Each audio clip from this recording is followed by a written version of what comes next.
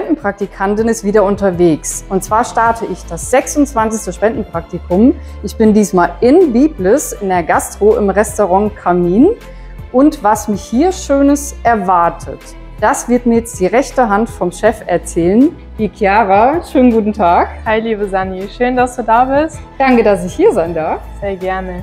Also, wir haben ein bisschen was für dich geplant. Deine Aufgaben werden heute Vorbereitung, Nachbereitung sein. Ja. Du kannst gerne in die Theke reinschnuppern, ein paar Getränke machen, Okay. Essen bringen, Erfahrung mit dem Lehmofen machen, auch ein paar heiße Gerichte rausbringen. Ui, sehr interessant. Brot backen, Brot machen wir auch frisch. Ah, okay. Dann kannst du auch Pizza backen, sehr gerne, auch in unserem Ofen. Oh.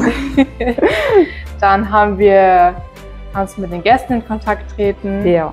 Also sehr, sehr abwechslungsreich. Ja, das Ganze. Bestellungen aufnehmen, also alles, was dazu gehört. Ja, gibt es heute irgendwas Besonderes noch? Ja, wir haben heute Liveband Pink Floyd, haben wir einen Auftritt.